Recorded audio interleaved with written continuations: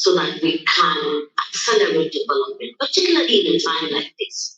But we have to look inwards to get human development move faster than it ever did, especially for the African woman, for the Nigerian woman. We need to end poverty. It doesn't have to have the face of a woman. While we celebrate the gains of the past 3 decades, we also acknowledge the remaining challenges: gender-based violence, unequal opportunities, poor research funding on women's health, leaving many critical areas of women's health, like maternal mortality. Undeserved communities are left out, and systemic barriers still hold too many backs. The future is bright. Young girls today are growing up with the tools, resources, and role models to dream bigger. Policymakers, community leaders, and innovators are uniting to push the boundaries of what's possible. Together, we can create a Nigeria where every woman and every girl has the chance to thrive. Together, we can build a Nigeria where gender equality is not just a goal, but a reality. This is our legacy. This is our future. This is Beijing Plus 30. Voices of change, stories of progress.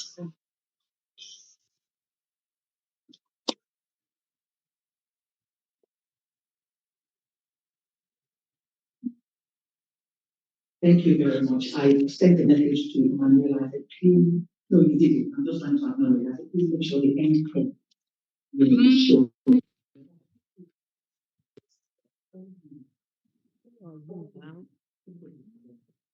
And it's always very important. Somebody who's working in the media. So then we want to know the people behind this work. The powerful voice of Dr. Luatus, give life to this work. And I'm very grateful to as I think all women here. So, many months ago, a review called me and said, what are you doing for? The one they need to. They said they need to. Oh no, I don't know. I need it for 30 years ago. Let's look at what have we done, what have we achieved. And look for women who are here today. And then let's look for young girls and put all of this together. And I just thank you for that. Erido and Abiola are the faithful advisors of this documentary. We edited about 5 times. Translation is always saying there's a spirit of excellence for some of us. Maybe little tiny things. And my colleagues in the office said, no, we have to get everything right. So thank you very much, Abiola, and really this is me for helping us to, for guiding us on this work that we did. As I said, we spoke to women who attended 30 years ago and to a few women also. I also need to quickly acknowledge the women who work on this. I confidently go out and I talk and people say, oh, women really. There are real food soldiers, young feminists. Esther Larry produced that. Taiwo Adelaide worked on that. All of them are under 30 and they did it. So thank you. This is an international thing that we did from the lead to the youngest. And this documentary is going to be posted on YouTube so that we can watch it. And I think what we will now do as a challenge is to look at what's happening in other African countries and try to bring and add to this. At this point in time, I'd like to record it. Then I'm going to can do both. For me, she's not just a mentor. I see her as a big sister. So this is a safe space. The first person that spoke to me about menopause is a linguist. I didn't know anything about menopause. My mother never discussed menopause. Never. And I know mentors like fathers. My mother never discussed it. And so she mentioned her menopause to me. And she's not just a mentor to some of us, she's a sister. With her rapper, she's somebody you can reach out to, you can talk to. If you have not been in her space, this is the time to catch up because she has no choice than to make herself acceptable to everybody here. So at this point in time, I'd like to call on Irene. She's the gender, she's a feminist. That's all, like no ifs, no buts. That's who she is, the founder of our Bob Whispers, former first lady of it's a first lady that would stand as women, irrespective of where you find yourself. She's going to give us opening remarks and overview of efforts of women in Africa. Please let's acknowledge you. Thank you very much.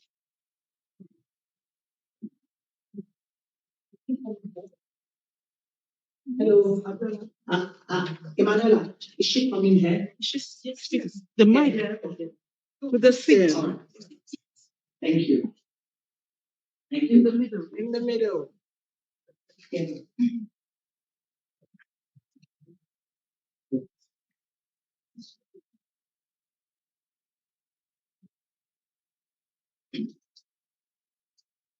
I'm going to, I'm going, I'm going to, oh, my voice is out. I'm also going to call on other sisters who will be joining us.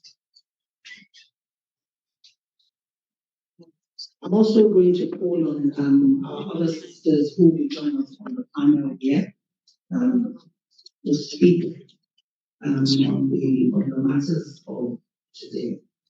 Let me start with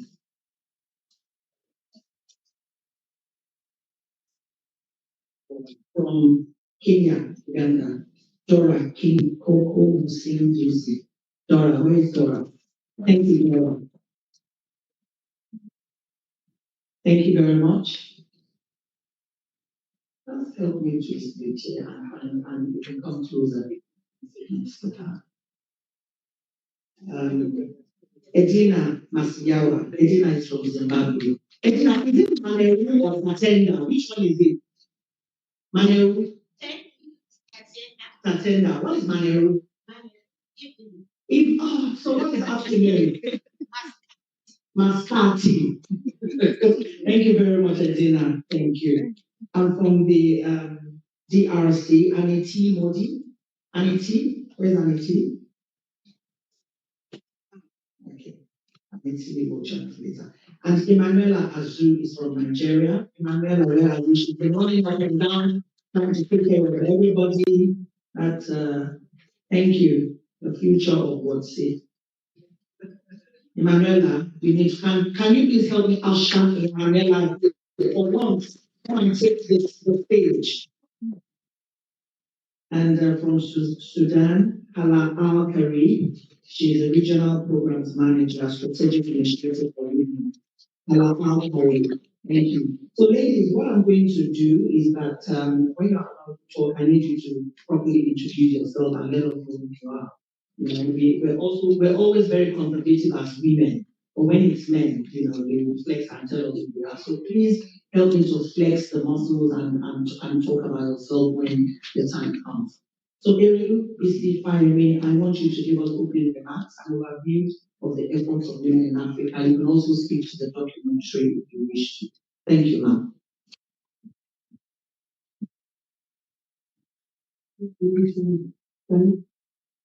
Good morning, Your Excellencies, dear sisters. Good morning. It's not that cold outside. It's a delight to be here this morning, and I would like to thank the organizers for putting this together. And she didn't introduce herself properly. Through Madam Tong Okewale Shonaya, the CEO of Women Radio, the only women-owned radio in Nigeria and across the country.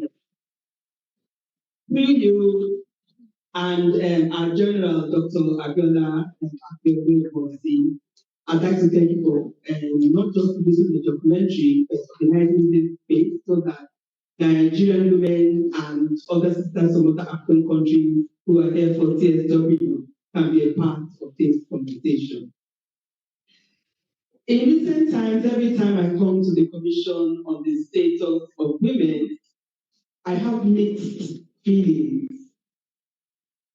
On the one hand, I'm always delighted to be here to network with my sister from around the world, to see old friends and to make new ones.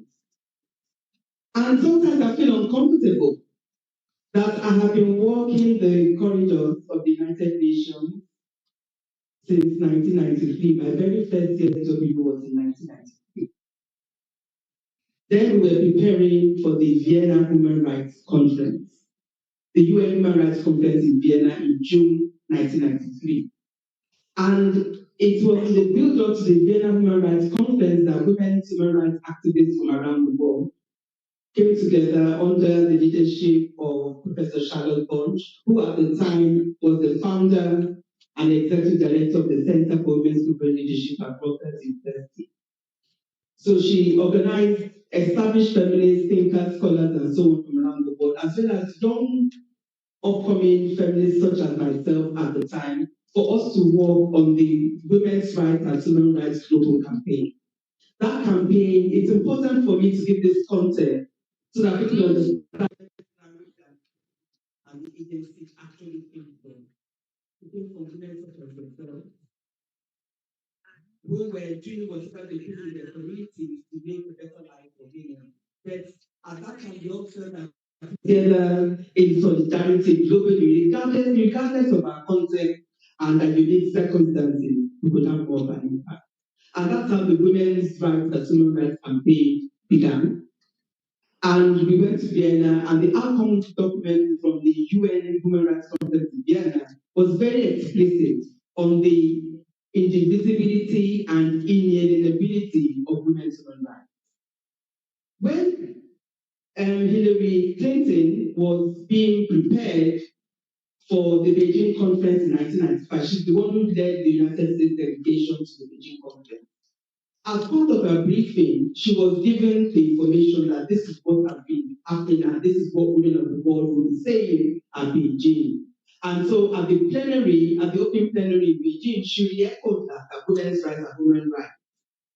But the international media latched onto it as if it came from her. We admire Hillary Clinton a lot. She's an absolutely formidable woman and she would have been a wonderful president. But it needs to be placed on record that the language and the thinking and the work came from women of the world. It did not come from the then First Lady of the United States. I attended the Beijing conference as a young woman. I was 32 at the time, and I was based in London, working with an African women's organization known as Akinamama Africa. You need to tell me when my time is up. Akinamama Africa was set up in 1985. I wasn't one of the founding members of Akinamama, but I joined as a member of staff in 1991, and I helped build up the organization into what became a formidable platform for the empowerment and leadership development of African women, particularly young women. Remember, I said I was young at the time. And so I went to Beijing I was responsible for coordinating roughly 24 African women from different African countries, from some of your countries, and from some European countries, African women in European countries, and the UK to Beijing. And after the Beijing conference, some of us thought, okay, what do we then do? Because the outcome document from any major conference like that is very clear on strategies and things that need to be done going forward. So as young African women, we thought to ourselves, so okay, what do we do to prepare ourselves to be the ones who are inheriting this work and this agenda?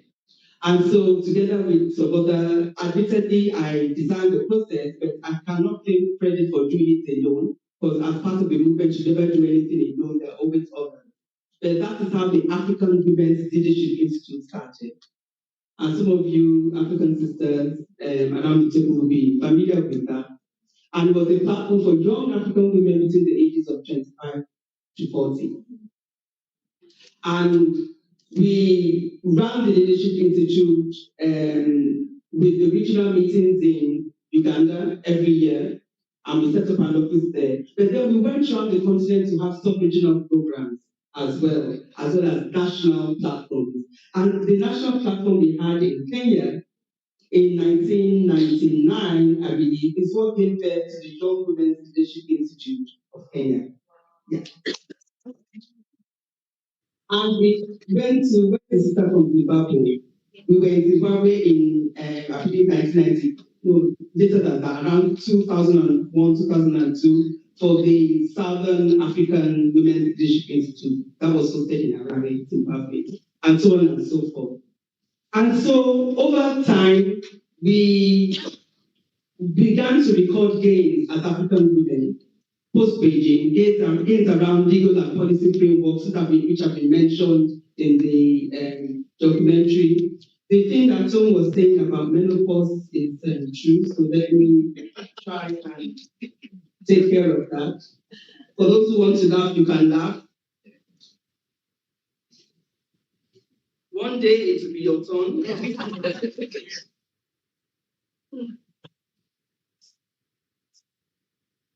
Thank you.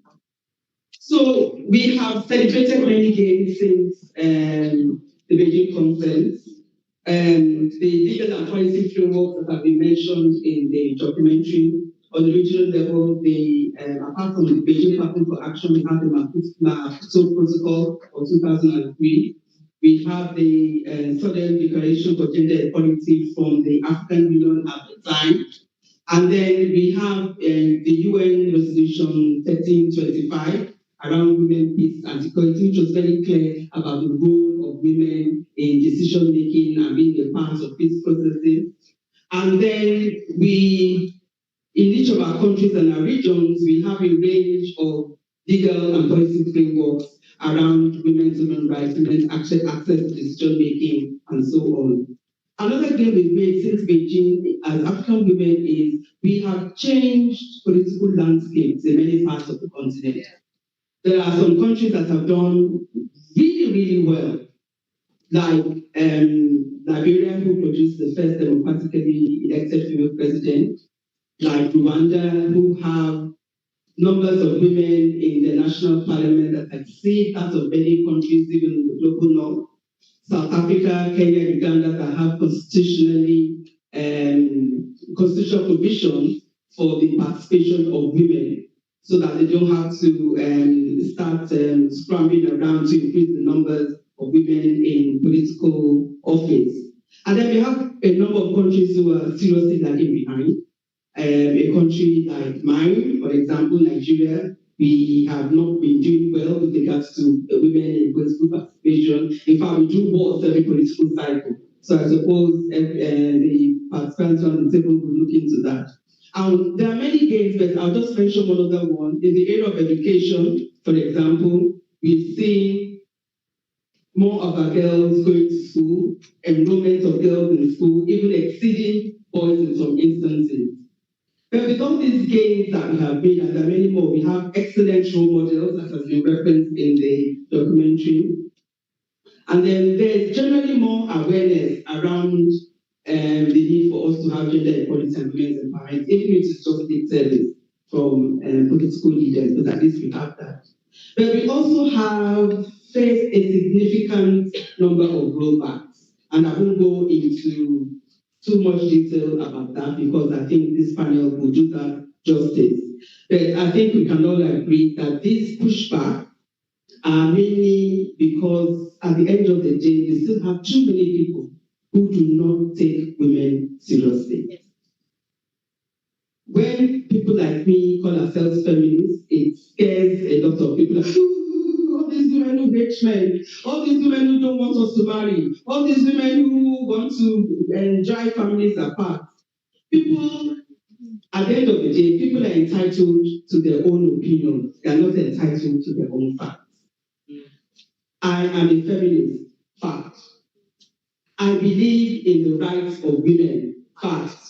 I believe that empowering girls, giving them self-esteem, giving them opportunities, giving them an education, sets them up to become empowered women for the rest of their life. Fact. I believe that there are systems and processes and structures in place that serve as obstacles to the empowerment of women and girls, and those obstacles need to be addressed, removed, or at least interrogated. Fact. If you believe, I believe, therefore, and this is my own personal opinion, that feminism is a global struggle against all forms of patriarchal oppression.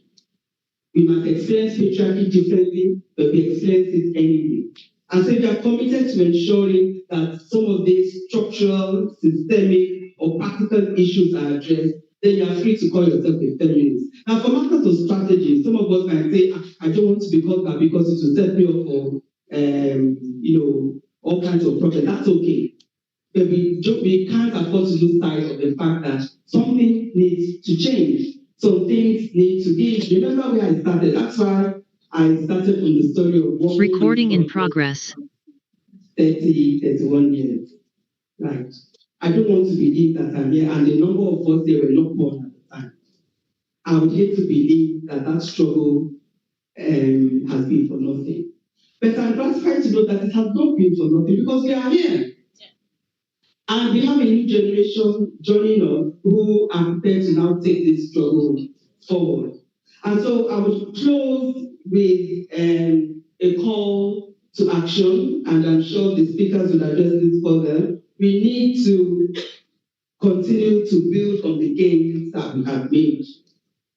We need to continue to ensure that this movement, because we are all part of this movement, that this movement is as inclusive as possible, that it's intersectional, which means we address the issues and needs of all women. Women who are elite women who are poor women in urban areas, women in rural areas, women living with disabilities, older women, younger women. We all have different needs and priorities, and no woman can be left behind. That's the whole essence of this movement. And we also need to continue to work together across generations. Those of us who were physically at Beijing are older women now, even though we were young at the time. There were lots of women in Beijing who were much older than we were, and they're still around. Now, you were talking about being perfectionist and making sure you got everything right. There was still something like a mistake. So when you're editing the documentary, I said, the lady you showed, Madam Gertrude Mongella, you showed her as minister in Tanzania. Gertrude Mongella, I asked her to change the definition. She was the Secretary General to the 4th UN Conference of Women. And that was a huge thing for us back then as African women. That was an African woman who they chose to head the UN, to lead the entire process. And she has been such an inspiration ever since. And I'm pleased to inform you that Madam Gertrude Mongella is actually in New York at the moment. And I'm going to be joining her at an event tonight. I don't have the authority to invite you there because I'm not the one organizing. I'm going to attend as a panelist. But it just goes to show that this is a movement. Some people come in, some people exit, and so on. But as I've said in many other places, for the younger women who are present, we have retired professors, we have retired doctors, we have retired nurses, we have retired civil servants. There is no such thing as a retired feminist. So let us continue to work together and support one another with venture, with knowledge, with access, with opportunities, and so on. We can use technology, peer learning, and knowledge management and storytelling as tools to continue to strengthen our movement. And the issues that continue to plague us that we still have not been able to unravel, such as mitigating the alarming levels of sexual and gender-based violence. We need to work together on that in solidarity at international level, regional level, and local level. And at this point, I'd like to acknowledge some of my former colleagues who are in the audience, because since I started speaking, I've been speaking at Iskandar Fayemi, a co-founder of the African Women's Development Fund and founder of Above Whispers. So now let me switch to speaking as Emilu Fayemi, former First Lady of Ekiti State. And I would like to acknowledge my former colleagues who are here from different states in Nigeria, the current First Lady of Katsina State, the current First Lady of Abia State, Any good state, sorry, the representative of the governor of Akwa Ibom State who is managing the affairs of women in that state, and all those who are here representing the first ladies, and Madam Hawa Haju is here, the secretary of the CEO of the Nigerian Governors Spouses Forum.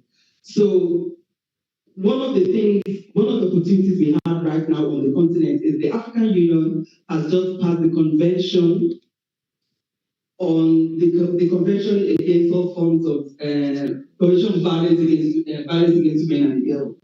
So at country level, we are all expected to put pressure on our governments to domesticate and to implement. For those of us who already have existing legislation, like in Nigeria, we have the PAP Act. We now need to see how we can harmonize that with whatever it is in the convention. This is the point at which we need each other. The Nigerian Governors Spouses Forum, for example, played a critical role from 2020 during the COVID crisis up to 2023 in ensuring that sexual and gender-based violence was addressed comprehensively in the country, and they continue to do so. So what we just did, you probably don't need a first lady in your own context, but what you do need are champions. What you do need are people, male or female, who are prepared to address these issues, because sexual and gender-based violence is not something that we can continue to live with. And dear Sisters, Your Excellency, my last thought is, as leaders around the world become more draconian and more dictatorial, particularly in parts of the global north, now is the time for us to work more closely together and to demonstrate courage, build our capacity, and demonstrate compassion. Aluta continua, Victoria. Thank you.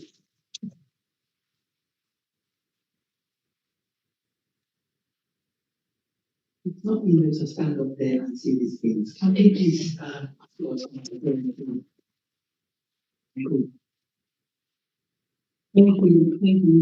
much. Every time I sit with you or listen to you, I take notes, and I have my notes well populated here. Thank you for acknowledging our first ladies. We thank you for coming here, Akwa Ibom, Enugu, and Katsina states. And for every woman that is sat here, you are acknowledged. The majority of my sisters here are my seniors, so we acknowledge everything. So I can see those. We are all acknowledged. We thank you for coming here. I'm hoping that the outcome of this session will be a recommitment to each and every one of us to continue on this struggle and on this journey. I'm really hoping that we will take something away. And this thing we call sisterhood, when you said feminism is a global struggle. It is a struggle that we will continue to fight in our little corners and on our different platforms. I'd like to just quickly acknowledge Annie T. Mod from the Democratic Republic of Congo. Thank you very much for joining me. I'm going to come to each and every one of you, and I want you to talk about the situation of women in your country. Any gains, any setbacks? Please, you can just help me reduce it to like 2 minutes, because we have a lot to go. So, are there any gains? Are there any setbacks? I'm going to start with you. Thank you. Thank you very much. I'll be quick on this one, but I will start by thanking all the sisters, all generations in this room, all the protocol, I respect all protocol, I'm not that much protocol person. Yeah, thank you. I'm here. Me being here is as a fruit of solidarity of the African women. I come from the Democratic Republic of Congo, where the situation is really bad as it stands right now. We have a ongoing conflict. As I stand here, women are being raped, are being killed. At the same time, we have a woman for the first time nominated as a Prime Minister of the country. So, thank you very much.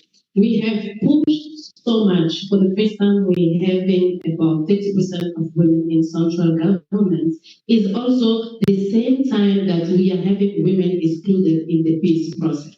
So the situation is, I call it a cosmetic presentation of women's rights progress in the country, where they show you one part, but as feminists, thank you for mentioning that, they are afraid of appointing the profiles that would actually challenge the status quo. So those profiles are feminist profiles.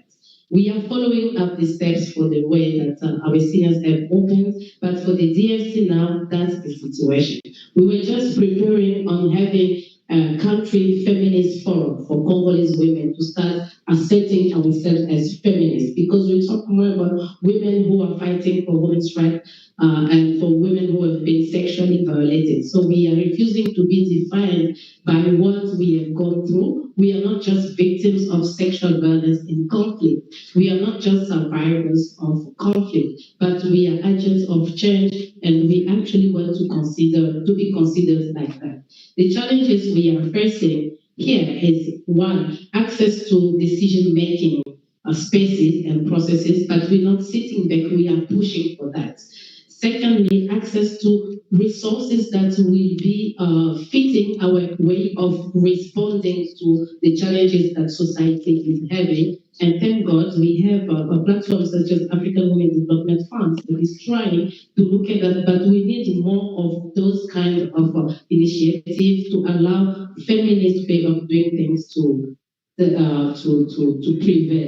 And what more we're trying to do is actually trying to mobilize women around not just the DRC, but around Africa. Because in our society, saying you are a feminist is putting you under so much reprisal, threats. And now, as I'm talking, feminists in Goma have been raped in front of their husbands and children because they hold a press conference telling how rape is being used as the weapon of war. I'm talking about what's happening from the 27th of January up to now. So I'm not telling you a story of the other generation. As I stand here, we have women who cannot come out of the wall where they are hiding, because by the minute they come out, they will be dead. I have received videos of women being raped because I'm talking too much. They send it to me and say, you see what's happening. So if you don't stop talking, this is what will happen to you. So what do we expect from other feminist sisters that we are here? Actually, I usually say we don't have to question a sister's action. Let's support her first. We will understand later why she was taking that action. Because as a woman, challenging the status quo is something that we don't just do. But by the time you see a sister standing up and starting to challenge the status quo, just add on the number. Just amplify what she's doing. When you understand later, you will see it was good for all of us. Thank you so much. Thank you very much. I will move to Zimbabwe, and I just wanted to mention that Namibia has just also elected its first female president in Namibia. So that is a huge gain for Namibia. Thank you very much, and I would like to recognize all protocol. My name is Edna Masiwa, the Executive Director of a women's rights organization called Women's Action Group, and I also sit on the Global Reference Group for the Spotlight Initiative. I really appreciated the documentary which we saw, and I also am happy to be part of this panel. I want to speak about the situation in Zimbabwe post regime. I think everyone has taken on board the concept of gender and gender mainstream. And I want to say Zimbabwe is also part of one of the well crafted constitution which recognizes gender as an issue and women's rights. I also want to speak to the positive policies and laws that have been put in place to support women. Giving an example of inheritance laws, which we have now. We also have just a law that puts the age of sexual consent at 18 years, but it comes with its own challenges. So when we talk about the policy framework in Zimbabwe is quite favorable. But when we go to the implementation, we still have challenges as a country. Coming on to how we have organized ourselves, we have what we call the Women's Coalition of Zimbabwe, where we have all women's organizations participating in a clustered manner. There are organizations working on land, organizations working on health, on politics. So we then look at the issues and advocate as clusters and at times as the Women's Coalition broadly. Coming on to the challenges, access to health care continues to be a challenge for women. And only in January up to now, we have lost 54 women around maternal mortality due to bleeding, due to abortion issues, due to service issues. So that is a burning issue for us. We also are experiencing gender-based violence as women. And I want to say the gender-based violence that was there 30 years ago has changed form. We have online violence, we have different forms of violence, and I think I'm calling upon women to re-strategize when we talk about violence, because it's not that domestic violence. When our mothers would be beaten, it's changed its form. We need to analyze that. We also facing challenges from the patriarchal nature of our society. Where, okay, for me, my call of action is let's not lose sight on what we are here for. We are here for women's rights. Let's continue promoting women's rights. We also, I want also to say together we can reach our goal. Let's hold hands at regional level, national level, as well as international level. Thank you very much, Natalia. I'm going to appeal to my sister. Let's keep it to 2 minutes so that we can have comments from the audience as well. So I'm coming to you if you're ready. What I want you to talk about gains and setbacks. You can also talk about the status of feminist organizing and solidarity in your country. Thank you. Thank you so much for the opportunity to speak with you. I'm Dora Kichonjo Msinguzi. I am a member of the Spotlight Global Reference Group, sitting with Edna and our two colleagues in the audience. I am a lawyer that works with Raising Voices Uganda, and we specialize around prevention of violence against women. I have the opportunity to speak around the situation of two countries. I'm Ugandan living in Kenya. In summary, since we don't have a lot of time, the gains as we have celebrated this morning. Thank you so much, Mark, for giving us the history and see where we are all coming from. We celebrate the women that have come ahead of us, that we celebrate your leadership. We learn so much for that what you said is where we've grown. You speak about Akina Mama being a founding member. Akina Mama is still the center of e-rising and bringing women in our region together. So we really see that bit of contribution. We thank the leaders that have passed the laws. The laws are on the shelves. Some are working, some are not working. It's important for a crime to be named. It's important for the laws to be made. As a lawyer, I understand the importance of passing laws, but laws are not enough. Today, 30 years later, the global statistic hasn't changed. It is 1 out of 3 women globally. 1 out of 3 women hasn't changed, but there are so many laws that are piled on our shelves. It's the same for our countries and for our context. Violence against women indeed continues to be such greatest enemy and the reality of where we live, for example, in Kenya. January of last year, 2024, just in 1 month, 14 women in Kenya were femicide. You read the story, it was a global story. It's the biggest struggle for the Kenyan woman right now. So many women dying at the hands of men. By 2023, the count was 500 women between 2016 to 2023. It is so sad to hear the story and solidarity of our sister in Congo that this is, cases of war. In Kenya, it's cases of lovers and intimate partners killing their own.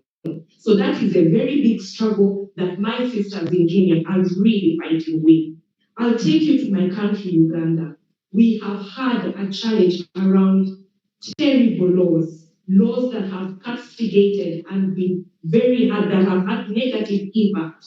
You had the big anti-homosexuality law that has castigated LGBT women. Their reality is different. They are underground. They are being chased by police. That is violence. That is structural. That is caused by our government. So the reality of gains, yes, we celebrate the gains, but the violence that we still live with, that different generations are impacted with, is still a reality for our countries. Thank you.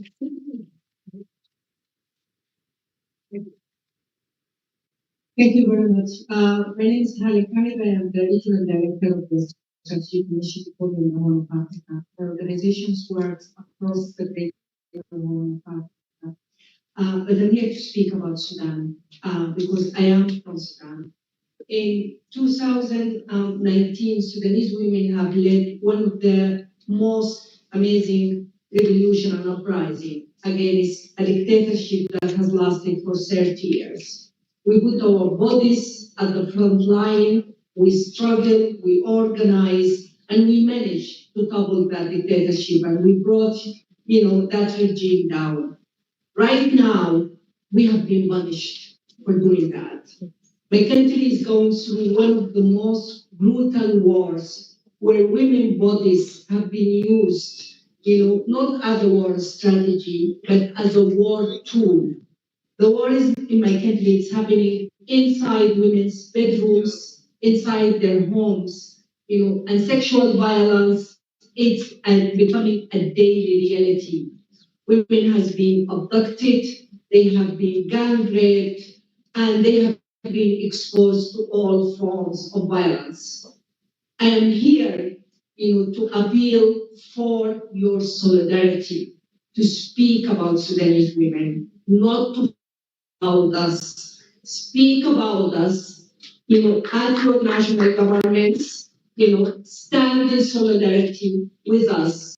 Every time, speak to your foreign affairs governments, speak to your media, invite us to your media platforms. We will be more than happy. It's not only me, there is too many of us who can speak to that. Sudan used to have a very prominent women movements, but it's an example of setbacks, how women's rights are so fragile and so vulnerable. And I cannot agree more, with the sister from Zimbabwe. It's not about patriarchal, it's bigger than that.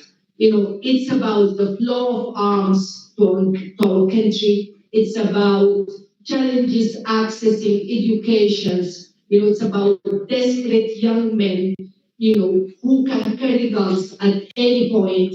It's about random militarism, and it's about most of our country are turning into proxies, for other countries who doesn't care about us, who doesn't care about humanity, who doesn't care about our well-being, and it's about the politics of extraction of our minerals, extractions of our natural resources. Violence against women is centered. Sexual violence is used as a tool for forced evictions because they want to use our resources and our land for free, and they don't want any disturbance. I want you to stand in solidarity with grassroots Sudanese women who are at the front lines, who are organizing communities, who are feeding communities, who are making critical decisions about protections at a time when the international community is not extending support to Sudan. We need your voices to say support Sudanese women. They are not supporting us. I have been speaking to the UNFPA. The UNFPA, they told me that 70% are short 70% in terms of funding. We are relying on our own donations, personal donations to support survivors of sexual violence. I'm so honored to be here. I'm honored to be among feminist royalties, excellencies, and honorable. And I really hope that we will take these messages forward. Thank you.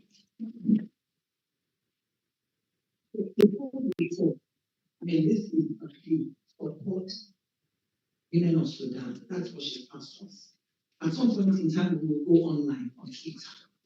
Let us use our platforms. Support Sudanese women. All she's asking for, and with solidarity. And I know this is all over. It happens in, actually all countries. But at least she's asked us to support. And that we will do at some point in time. Sister, talk about Nigeria. The gains, I know Erilu has spoken about the gains, the setbacks, and what we're doing organizing. Thank you very much. And good afternoon, everyone. Permit me to also stand on the already established protocols.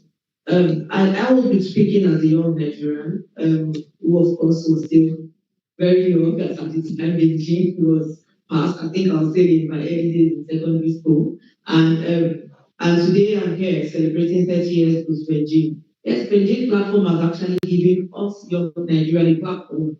For me, I would say, as a young Nigerian lady, it's a different struggle, it's a different reality for us from the older generation. I think we rode on the back of the older generations to be where we are. They gave us the platform upon which we establish and upon which we stand. However, we still have a lot of work to do. And when I say we still have a lot of work to do, I see still in Nigeria, there's a huge gap.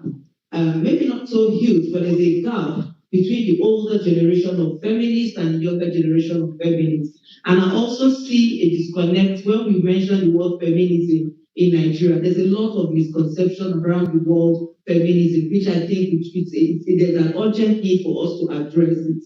Because most times when a practical example is when a young person, a man, for example, wants to insult a woman, say, you this feminist. So they use such words to castigate or to look down on women. And I think that's a gap that I think we need to address and to work on. And my own take on it is because of the fact that there's a lot of misconception and the ideology around feminism has, over the years, it's eroded because here people say I'm a feminist, but I am not, and all of that. And there is a lot of wrong narrative moving around on the word feminism. So I think for me, those are part of the gaps that exist currently. And also the gap, and there is a gap between the older generation. I think I want to emphasize that the older generation and the younger generation. The younger generation are online. Yes, I rightly also acknowledge the fact that violence against women have evolved. Now we talk about technology facilitated violence. And also we see that the younger generations of feminists are online feminists.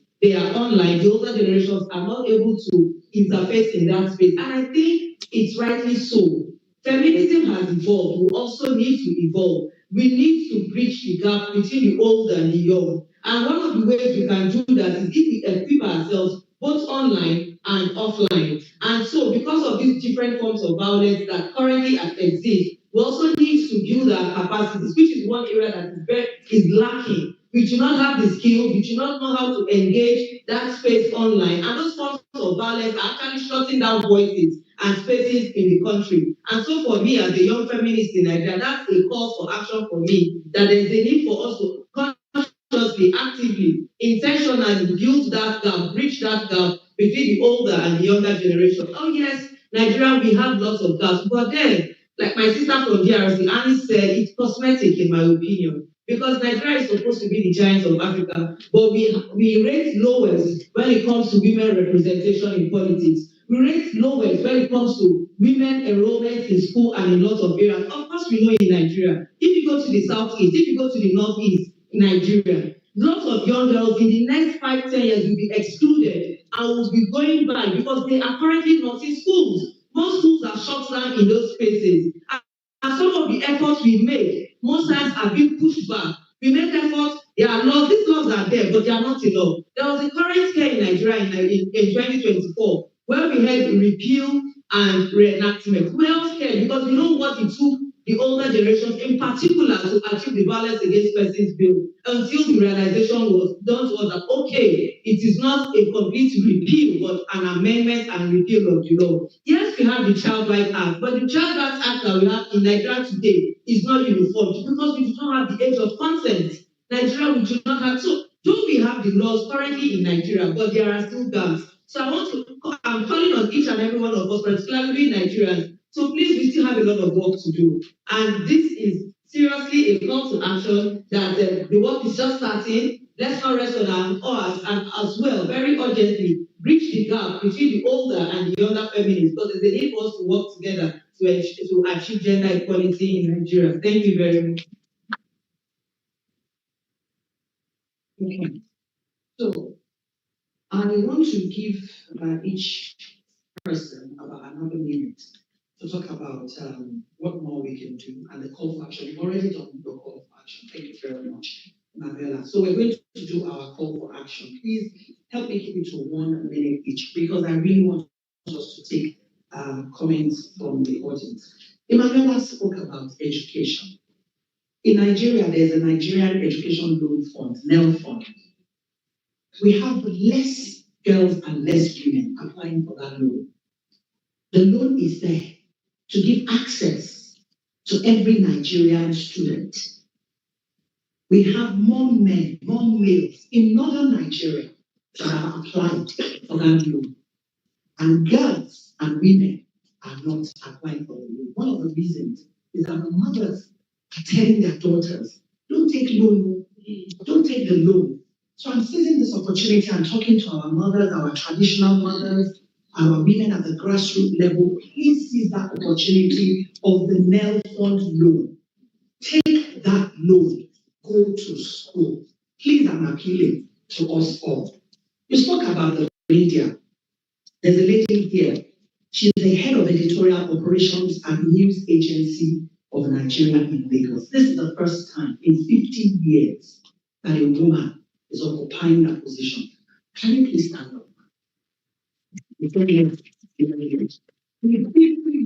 this is the first time. We have a job to do, a lot of work to do. The media, we need to keep amplifying. Women radio cannot do this work. We need to keep amplifying the voices of women. We need to keep, solidarity. We have to. You're there, you've been given that position. Ma'am, please figure a way out to coordinate the media, women in the media, to see how we can push and amplify more voices. The media has a big stake. You have a big stake. And we have to ensure the voices are not silenced. Thank you very much. At this point in time, I'll just take 1 minute each, please. You're done. She doesn't want us to support the women of Sudan. Thank you. 1 minute. Call for action. What can be done? What else can we do to strengthen the call for action to other feminists and other stakeholders? If you have nothing to say, you don't have to say. You can allow them to speak for you. You want me to come back to you? Okay.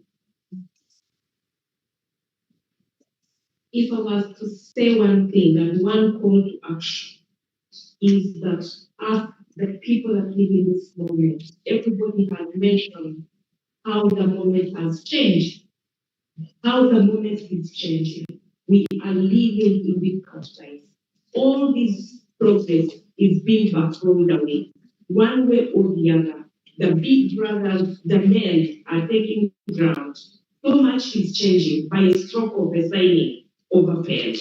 What can we be doing differently? How did we get here? That all this great work can actually be easily rolled away. If I had more time to speak about my country, I wanted to mention what we are struggling with. We have the Uganda Women's Parliamentary Organization. Recently, men have put there the Uganda Men Parliamentary Association. What gender equality are they dealing with? Now, when you see what big governments are doing, what men in our governments are doing, men are taking the ground, and we need to watch the space because so much is changing. As I said before, that feminism and there are different forms of violence. Violence has also evolved, and there are so many anti-gender movements that are coming up. We need to come together, hold each other's hands, and put our focus on continued feminist agenda. We should not lose sight of our agenda. Thank you.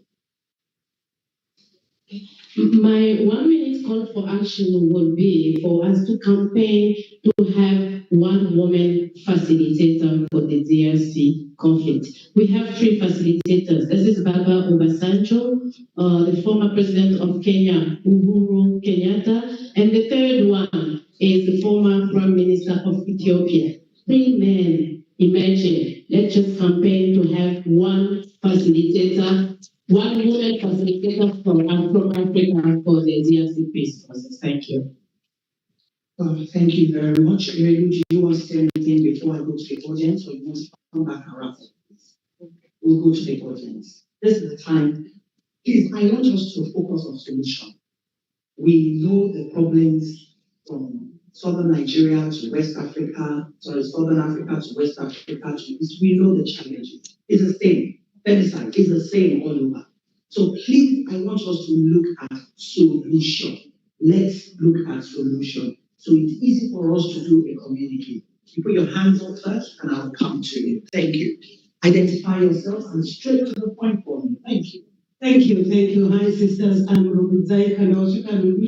I'm the Principal Advisor to Gender Equality, Women's Empowerment and Inclusion in the International Institute for Democracy and Electoral Assistance. International idea. One solution, we need to debunk social norms. All of the issues that we're talking about, whether we put 3 men leading a peace process, which is supposed to be an issue, a democratic imperative, and a human rights issue affecting both women and men, boys and girls, but it's an all-male thing. That's patriarchy playing out.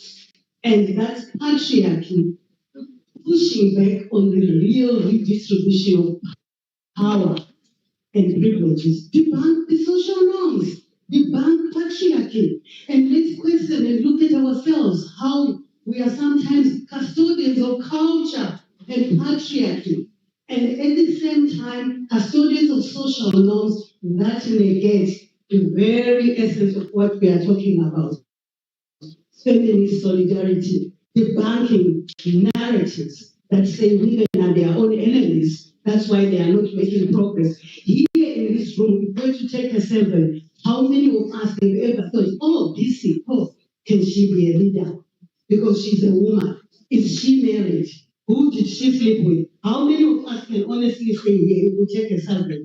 We have not pushed those narratives. And it is those narratives that drive patriarchy and entrench patriarchy. That's why we are not going anywhere. So debunk social norms starts with how we raise the boy child, the girl child, the narratives we tell them, because that's what manifests in the media. Technology facilitated gender-based violence. It's simply a reflection of the mindsets, stereotypes, which we are also driving as women. Debunk social norms. Thank you very much. Thank you very much. Good morning, everyone. My name is Lois Alja. From the Network of Women with Disabilities. I'm also a member of the Global Advisory Group on Peace Care prevention from sexual exploitation, abuse, and harassment, managed by World Food Program. That being said, Beijing Platform for Action, the top critical areas, from the beginning to the end, there was no mention of women and girls with disabilities. And the top critical areas, women with HIV was mentioned, girl child was mentioned, but women and girls with disabilities are excluded. If all this conversation we have been seeing about women without disabilities. What will women and girls with disabilities see? We are highly excluded, and we want to be included in the development agenda from the global level to the regional level to the local level. Thank you very much. Thank you very much. So I know that a few people are here. I'm going to acknowledge you because you have to say things, and some of them represent the government. So I will be calling you at some point in time, but not now. Okay?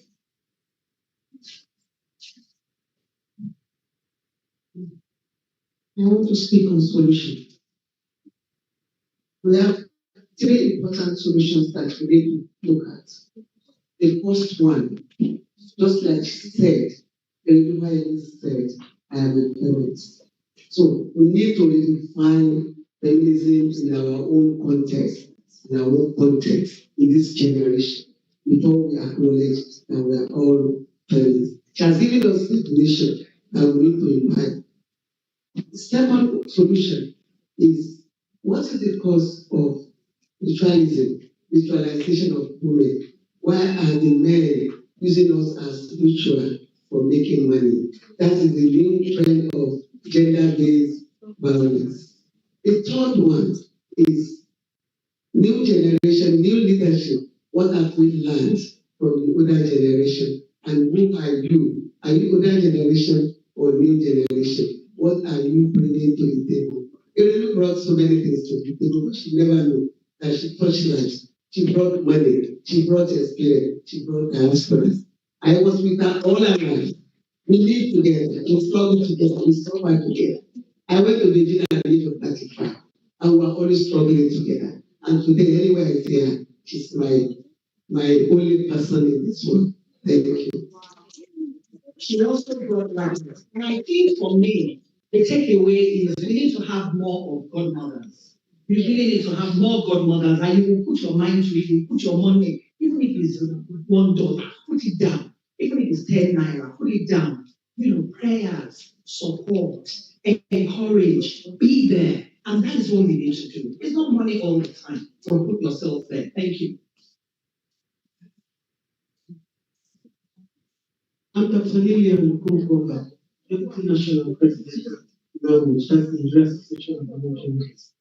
Well, as part of the solution, I want to encourage women to take advantage of the media. The reason why I say this is for us as women journalists, you want to interview a woman as to be able to project, to push forward, and then to deal with issues. I do programs and activities, and you want to talk to a woman on issues, and the woman will tell you I have to obtain permission from my husband. And so for us as women journalists, ours is to amplify the voices of women. How do you amplify the voices of women? It is to talk with them, so that they can air their views. And with that, you bring to bear the issues that affect women. I want to use this opportunity to acknowledge my senior, that the woman that you acknowledge, she was a one-time deputy national president and one-time president. That's Ifeoma Omowale. So finally, the women should make use of the media as offered by Nawoch. Thank you very much. So I have a solution for you there, because I trained political editors, 92 political reporters and editors 2 years ago through the UN Women funding. The answer to women not wanting to talk. So I ask a question, it's not question. How many reporters have ever interviewed President of Nigeria, Tinubu, before he became president? Very few. You don't interview him, but he's in the news. Because people look for the news, they look out for the news. So what I'm saying is, if the women are not coming forward, you just go and research on them, write about them, speak to them in a language they understand. Not every woman speaks English. Speak to them in a language they understand. And then let them gain our trust. That is the answer. Because you can't force a woman from talking. So if I don't want to talk, because my husband doesn't want me to talk, you do the research and amplify me, amplify my voices. That's what we do. Thank you. Thank you. My name is Bishop Nesito Tushana. Yes, solution. We should agree that we have two things that unites us.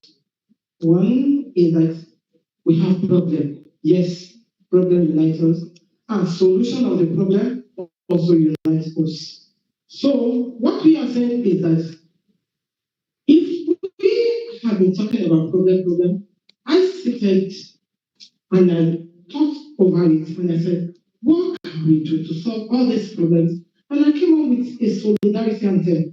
And this solidarity anthem can also unite us and solve some of our problems. And I discovered that most of these problems are all addressed in the anthem here. So we call it Women's Solidarity Anthem, our no and our yes solidarity anthem. And I have it here. Maybe after this or I present it, we can address it together. We want to interpret it to French. We want to interpret it to any language. Let's come to the social media. Let's sing this. Let's hold our hand to say no to all this. So I have a full anthem that we have this practicing at the level of Ondo State, Nigeria. Thank you.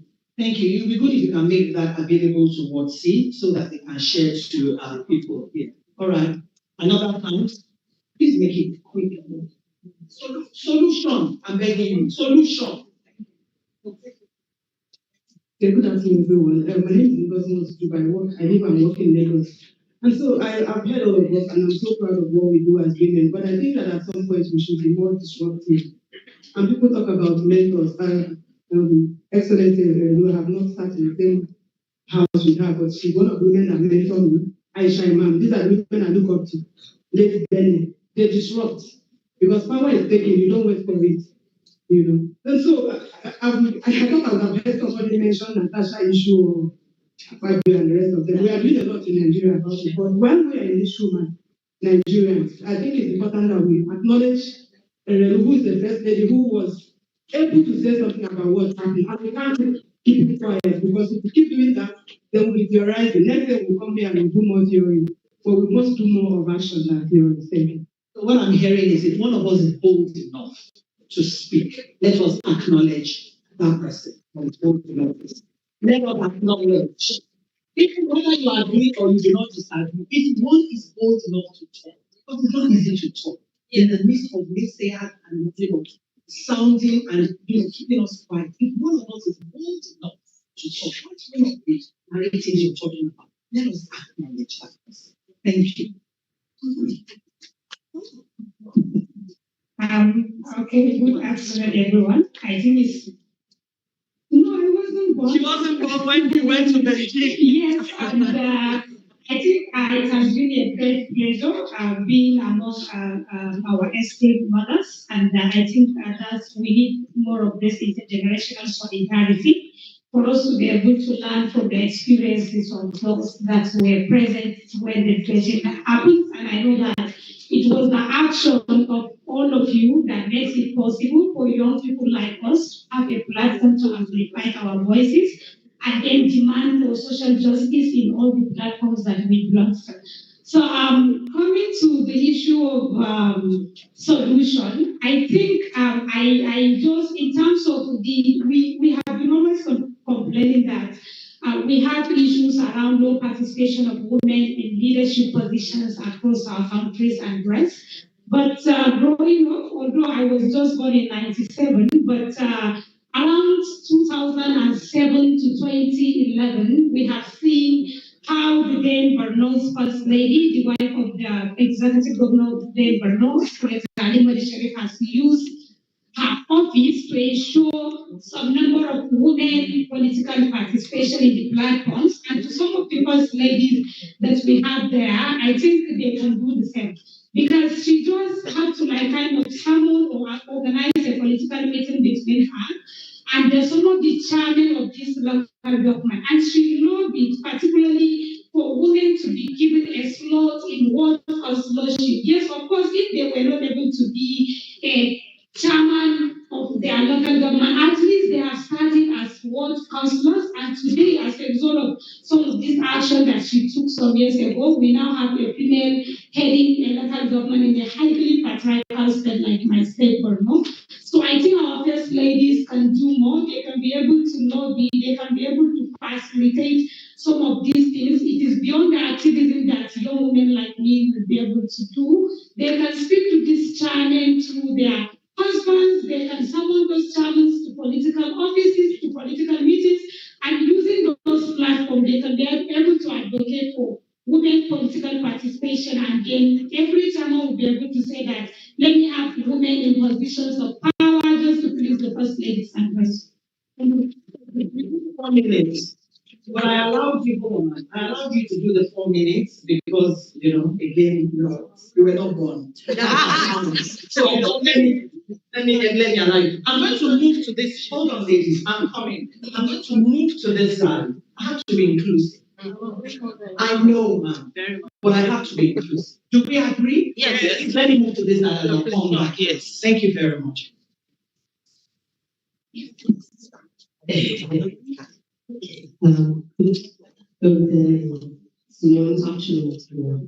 My name is Wabiko Williams. I'm the Constitutional Resource Development Center for Youth and Women, past national coordinator of Association of Nigerian Women Business Network, a coalition of 94 female associations all over Nigeria. And I appreciate what you're doing here. I salute all our leaders here. My own action, talking to 100 women ready to go, will see all that they're doing, but what can we do to ensure political participation of women? If we do not have that, in terms of the affirmative action, we are still getting to that. I don't know when she has the time to talk again with DRC. We said something about 30%. Maybe she was going to do things she did. When we went in for the struggle, we had no number of the Senate in the House. Looking at it now, we have just 5. One dropped, not dropped. 4 now, we have 1 dropped, and then 3. And we're not going to allow that to happen on our watch. Because when something happens to one, it will happen to others. I say to people, whether you agree or disagree with what happened, the issue is that something has happened to a female, a woman, and we must say something about it. So, more action on political participation, structure, everything we can do, God modernism, everything we can do to be able to, and women also, they have to go out there. They have to make sure that we are participating. I'm interested. I didn't want to go before, but we all have to go and do so to make sure that we sit on the table. Hold on a second. You are interested. Yes. What position? What position? The position I'm interested in, yes. I will discuss. No. Please. We have been quiet about these things. Is it House of Rep? Is it as a senator? Is it as a governor of the state? Thank you. Thank you. Please let's acknowledge her. When somebody is interested, bold enough to say she's interested, we've got to support. Okay? My name is Ife. I want to say something. I've covered women. My area of core competence reporting has been reporting gender and health. And I will say something. I always look at it. Where do participation start from? At the party level. We don't have enough women as members of the political parties. That is where we should start to push who are members of these political parties. Where do the decisions of who goes where take place? The truth is that women, we are paying lip service. We want to say we want to participate, we want to be part of it, and we don't want to carry bags. You see these men, some of them started carrying bags 30 years ago, but the woman wants to start today and become a senator tomorrow. You must have your period of paying penance, and that is where women are paid. We need to have our period of paying penance. The men do. They carry bags, they are PAs, even with PA they carry bags for some years before they get to where they are going to. We can't choose the same gender. Nobody's going to give it to us on a platter. You have to work for it. So when do we start? Political party level. We are talking of godmothers. We have a lot of godmothers, but a lot of women don't even want to be mothers. So the godmother, while trying to mentor the youngest, decides that she's not ready and mentors a young man. We find women mentoring men. That is the thing. We have a lot of godmothers. It is for us to now come to the political party level and be ready to serve before we are served. So the goddaughters, they're talking to you.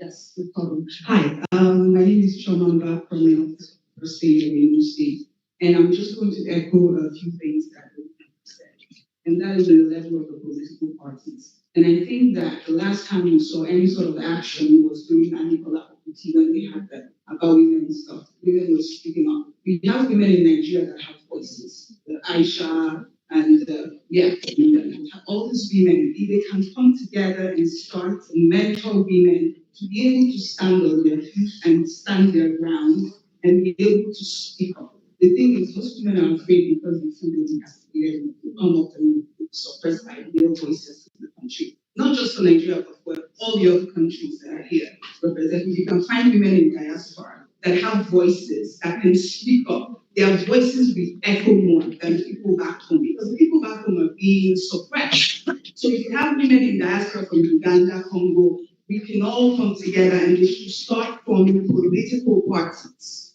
that women should be heard. That women want to come together and want to build a country starts from us trying to build that party. So I'm coming to the Commissioner for Women Affairs and Social Development in Ogun State, Adijat Motunrayo Adele Oladapo. Solution. You don't want to talk, but you have to talk because you are a woman in politics. Solution. Just give us one solution. Thank you very much, ma'am. Once again, my name is Motunrayo Adele, the Commissioner for Women Affairs and Social Development in the state. Well, I happen to be one of the few fortunate ones who started politics very early. I started active politics at the age of 18. And when I tell people I'm doing politics, there's one way and I'm doing government, one level or the other, for 21 years from the local government.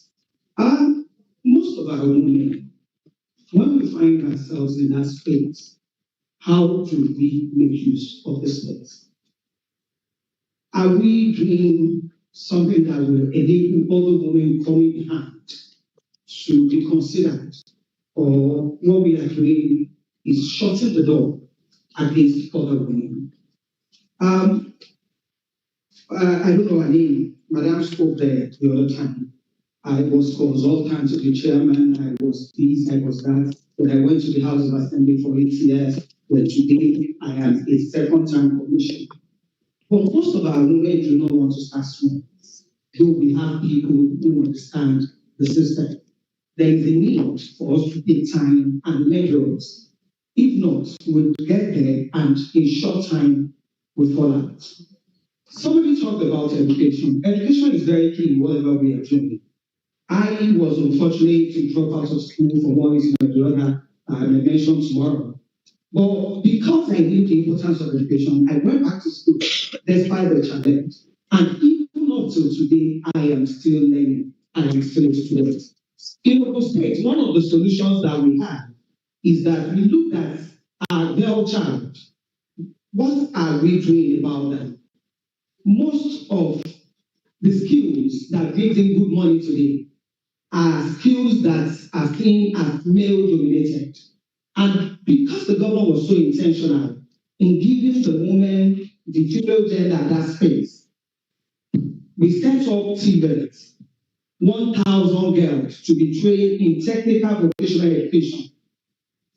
And they were to be given scholarship for the 3 years.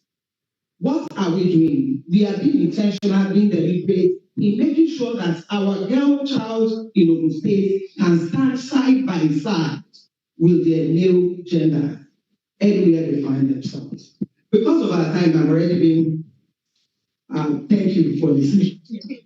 So I'm coming to you. Yes.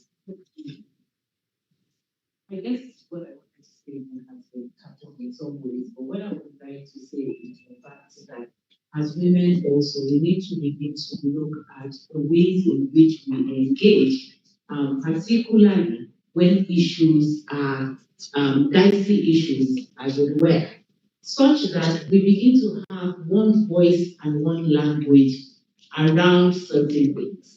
GBV, for instance, should not be a situation where we have different voices looking at morals, looking at other things, but looking at what are the issues and how do they affect women negatively and what do we want to do to ensure that those things do not go trickling down. That's one. The second thing is that we need to be intentional about bridging the gap, the intergenerational gap, because whether we like it or not, the time is ticking.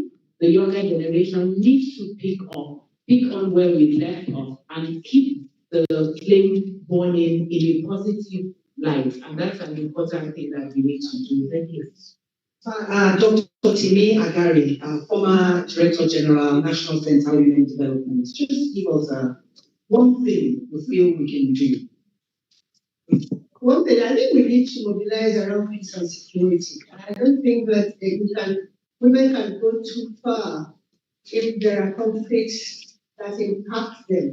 Although women are also participants in conflicts, but we must ensure that we deal with conflict. We have voices on the table, and that's why I keep recollecting the role that the Manu River women played in the resolution of the conflict in Liberia and Sierra Leone. The Manu River women organized, and we hosted them in Nigeria. The present AU advisor on peace and security got us, National Center, to host them. I think we were in South Africa in January at the AFWID meeting. There are serious challenges to women under peace and security, even in Nigeria. So we must mobilize and engage the men. These are our brothers, our husbands, our children. Let me tell you, I was involved in the Niger Delta Amnesty, and no mother can tell me that she doesn't know what her husband or her son is up to. No woman. So we must speak out, because there can't be development without peace. There can't be development without peace. So thank you very much, Matt. Thank you very much. Because of our time, I'm coming to you. Because I just want to be as inclusive as I can. I can hear a lot of Nigerian voices, and I just want our other sisters to also contribute. I will definitely contribute. Thank you. Good afternoon, everyone, my sisters. We have, I may not have, oh, okay, thank you. My name is Josephine Haba. I am the Director General of Benue Commission for Peace and Reconciliation. Why did she laugh? This woman who is talking about supporting each other. I like to talk about people who put, talk and do the talk.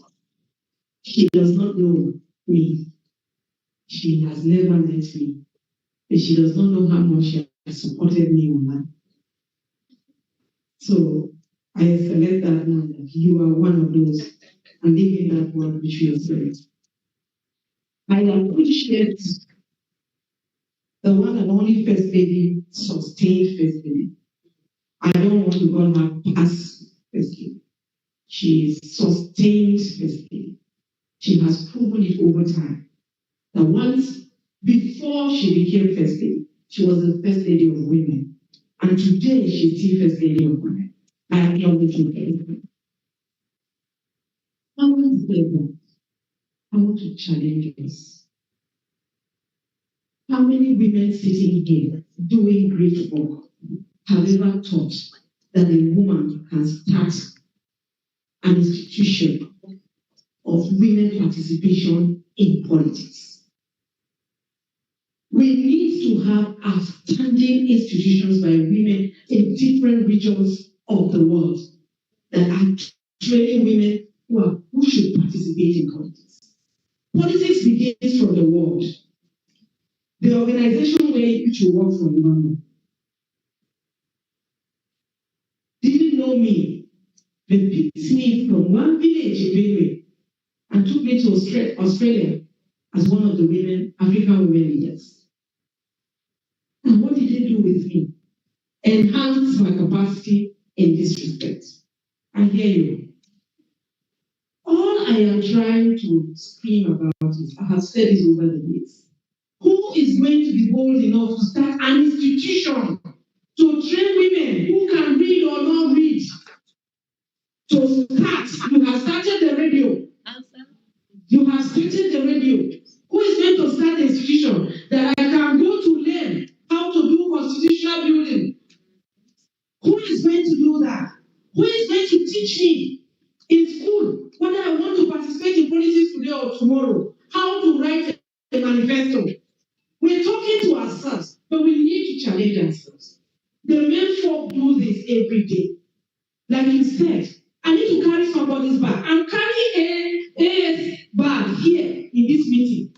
I don't care if I'm director or nothing. A is my boss when it comes to what I'm doing today.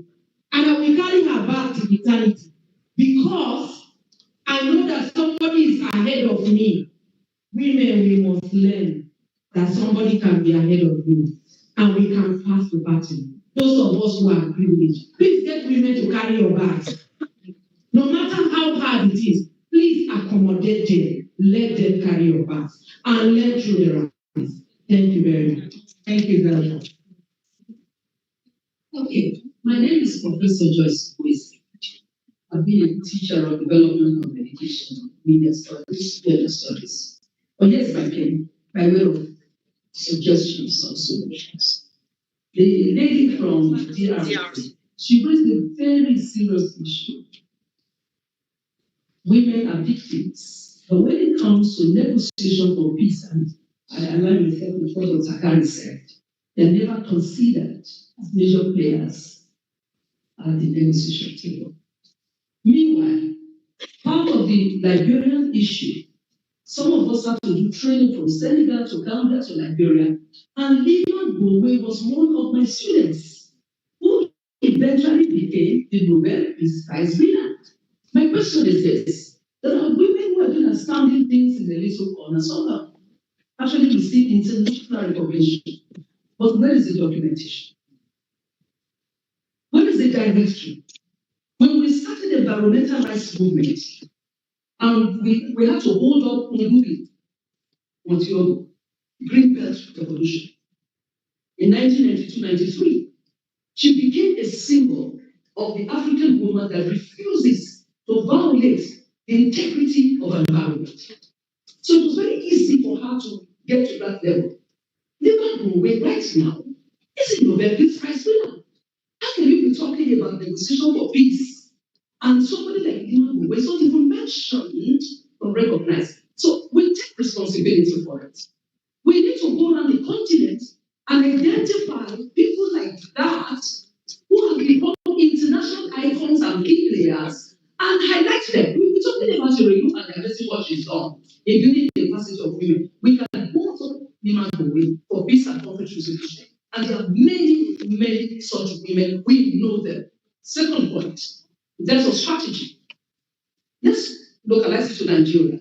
Now, you reconstitute, for instance, the governing councils of universities, the boards of companies and all that. How many women are in those boards?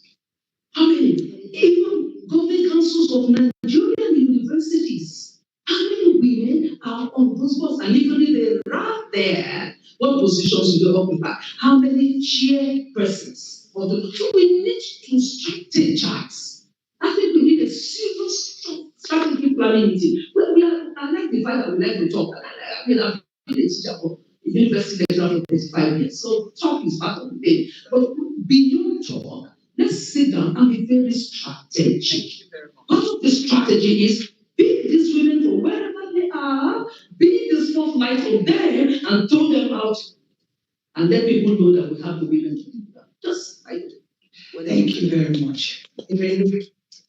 Somebody, I just had a YouTube conversation with somebody. We have a city problem all over from DRC to Zimbabwe to Sudan to Nigeria.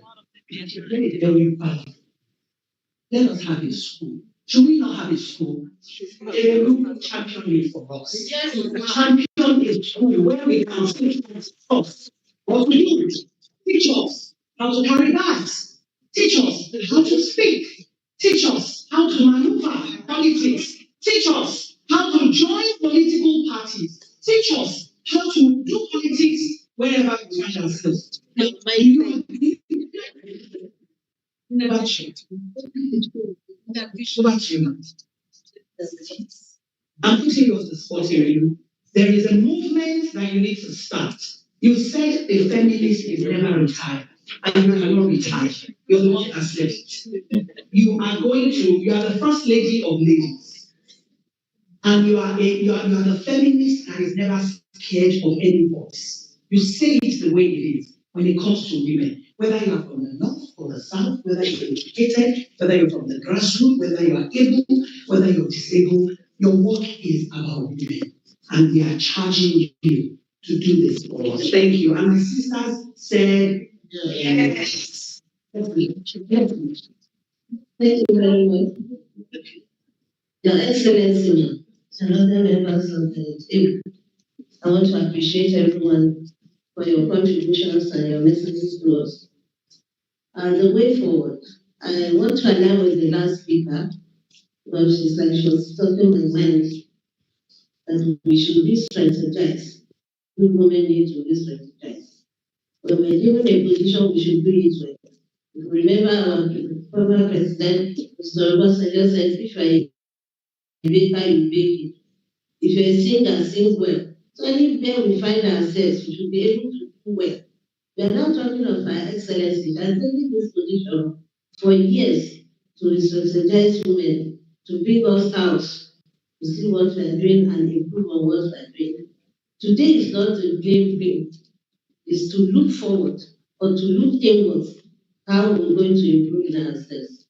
First of all, I want to suggest the cultural values. We shouldn't throw out these cultural norms.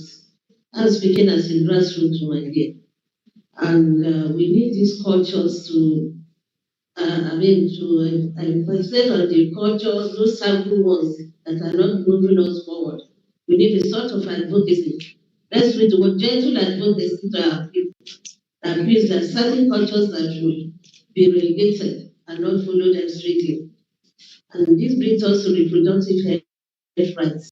It's so unfortunate when you go to our hospitals. I can't say exactly the entities now, but I shouldn't go to wrong figures. But the rate women are dying through deliveries, through other things, it's so amazing. And why? Some of this is due to cultural values and some of our attitudes in the hospital. And again, the government policies too. When they say something is free, the women, poverty is within the women. And at the cultural level, when they get to the hospitals, they're not getting those things. They try to stay back at home. So please, we need to hold this firm and talk about it. Then as strengthening our positions, I was a governing board chairperson for College of Nursing in my state. I stayed for 8 years. And because I did it well, you see the improvement. I had several awards at the end of the competition of 8 years. The fiscal change, we got accreditation, FBT accreditation. In fact, they were professional accreditation when I got there. And we got 100% accreditation. So what I'm saying is that when we are choosing to do something, let's do it well. Not criticize others. All we need to do is to come together as one body and make sure that we fight this fight. So thank you very much once more. So, we do not have time. I can't take everybody. Next time. I can't take everybody. My ability, be patient. I will acknowledge. She's my senior in school. Sorry, senior. Sorry. So I will not take any of that person. I really want to apologize.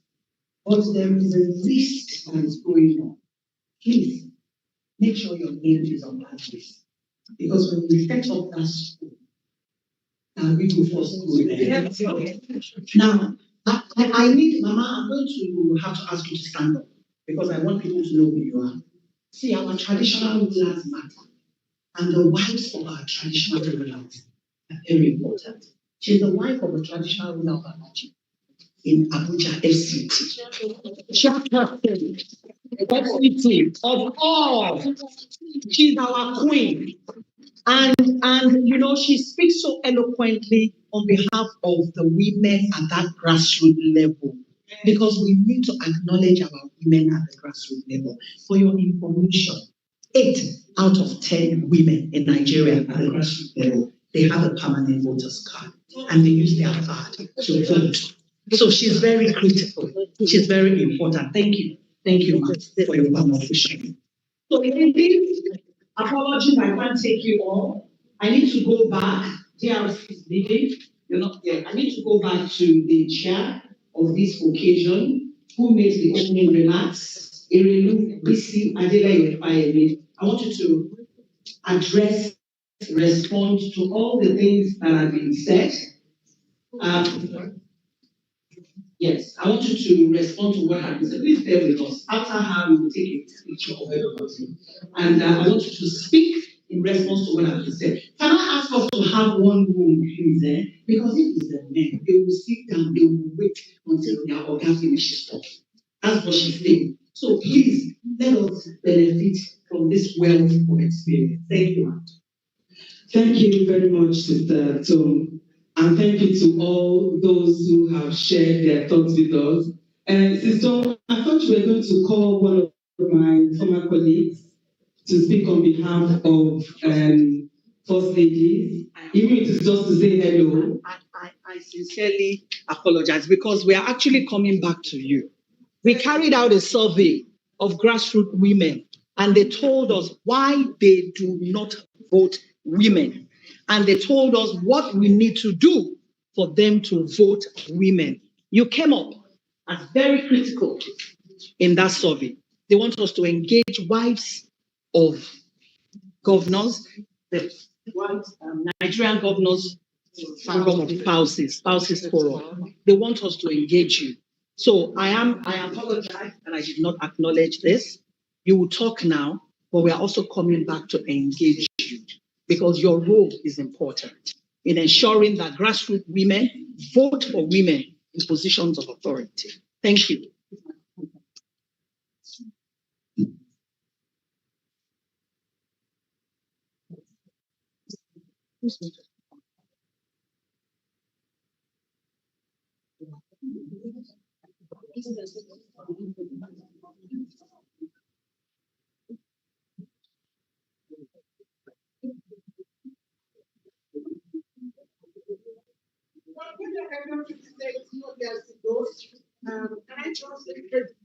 Hello, good afternoon, my dear sisters that are here present. So, what we want to say have been already said from our sisters here. So, the first thing is that we are all women. We want the achievement of every woman in Africa. So most of the people said my mind, what I want to say, they have already said it.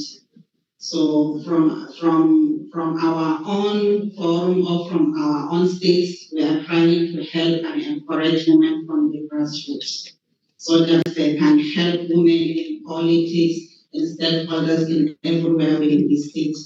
So about my sister that she talked about institution. So I'm in the support to have institution in every African countries that can help women. And I believe in Nigeria, my sister will be the leader and will follow her. By God grace, she can do it. Thank you. Money and knowledge of First Lady of Nigeria represented.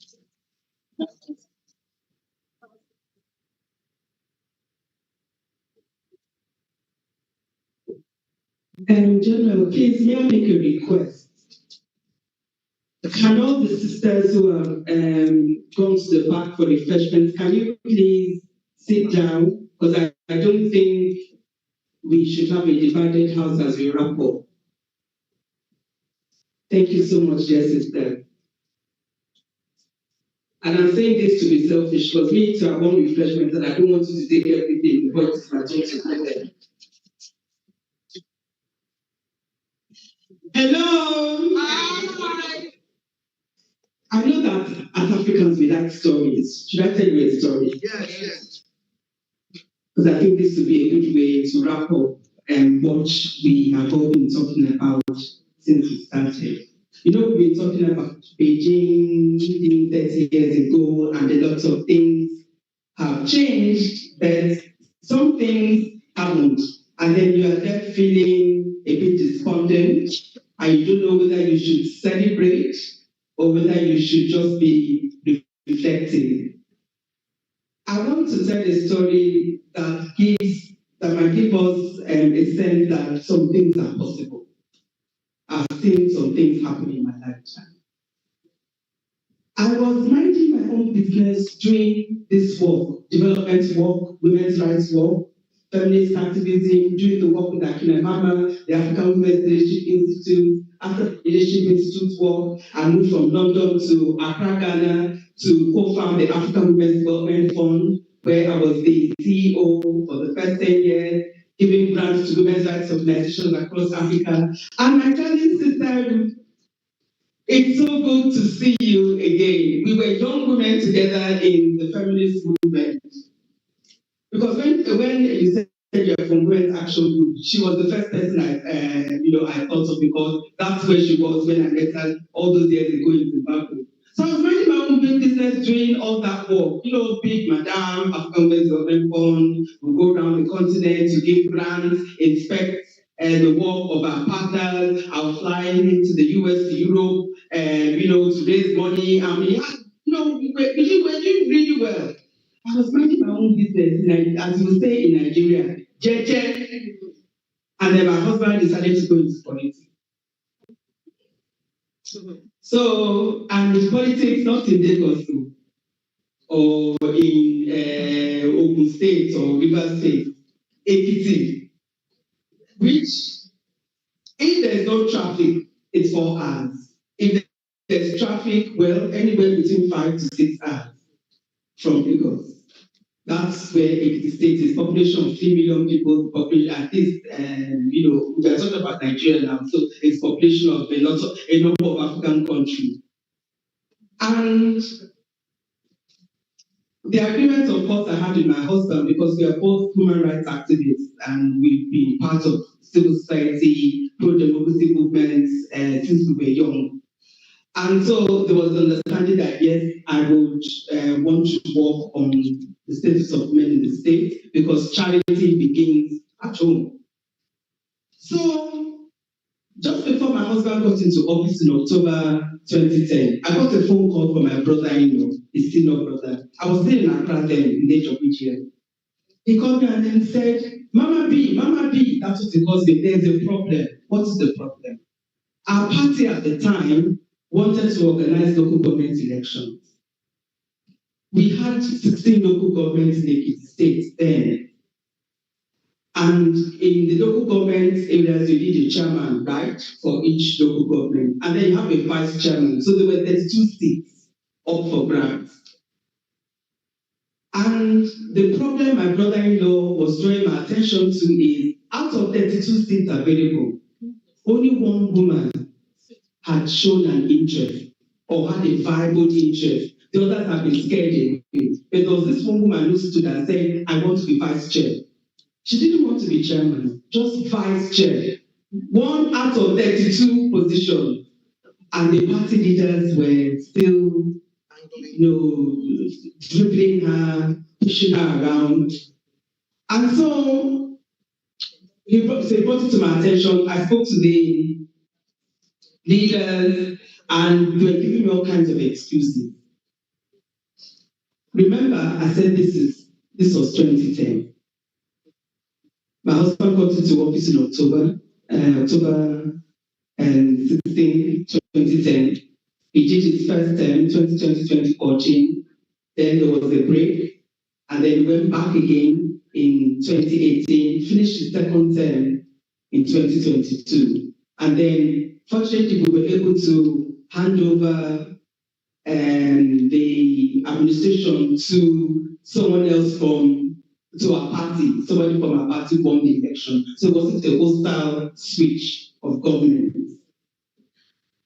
Your Excellencies, dear sisters, I'm pleased to inform you that today, the deputy governor, remember where I said we started from, trying to get a seat for a woman as vice chair, and it was a long story. Today in Ekiti State, the deputy governor is a woman, the secretary to the state government is a woman, the head of service is a woman, the chair of the court of appeal is a woman. We now have some local council development authorities in addition to the local government. We have more representation at local authorities. So we have 12 women who are, instead of 14 women who are chairs of other local governments or LCDA, and we have at least 12 vice chairs, except for secretaries, and we have women, women who have significant numbers of secretaries. So basically, over the past 15 years, we have been able to shift the landscape in Ekiti State, just one state, but we've been able to shift the landscape in Ekiti State as far as women are concerned. And then, when my husband got into office in 2010, there was no woman in the State House of Assembly. All 26, bone to bone, no woman. Now, the Deputy Speaker of the State House of Assembly is a woman, and we have 6 women in the State House of Assembly.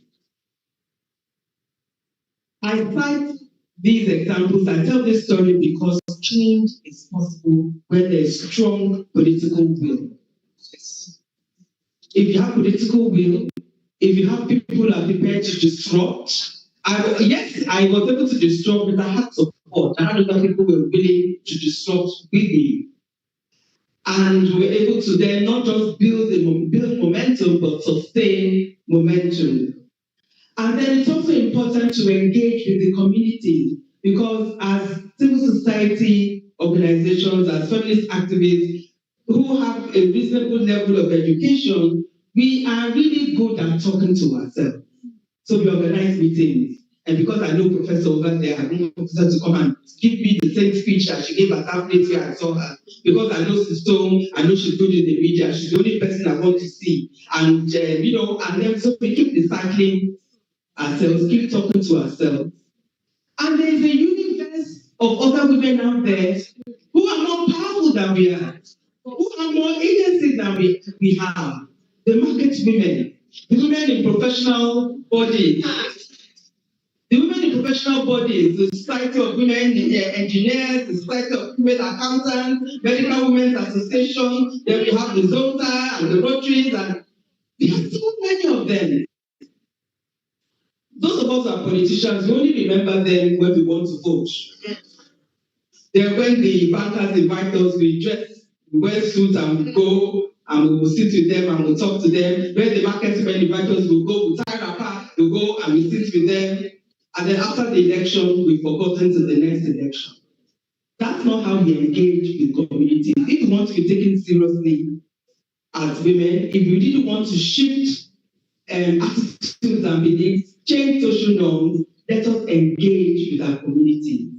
Be a part of our community.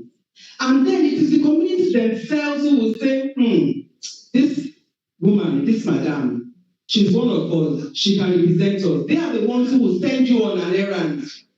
Not you waking up one day to say, I want to go and be this. They are the ones who will say, you. They invite you to community events. We want to build a school, come and donate. You don't donate. We want to do annual festivals. You don't want to go because you don't want your village people to open eyes on you. But then you want to, so you stay in Abuja, you stay in Lagos and Port Harcourt, but then you want to, these beads on my hand, any Yoruba chief who sees this bead, they know what they mean. It means that I'm a titled chief. It means I can come to them and kneel down because I'm supposed to kneel down, not just because I'm a woman, a man has to prostrate as well. But it means I have a right to ask certain things of them. And I figured out when my husband was governor, at the end of the day, every community wants something. Every traditional ruler wants something from government. So I'll go and visit to do one thing, and they'll say, Madam, Excellency, please help us tell Mr. Governor, we need this road, we need this school, we need this. And I'll say, yes, I've heard, but I also need you to do something for me. They'll say, hey, tell me, my daughter, I want you to make sure that you stop the practice of early marriage in this community.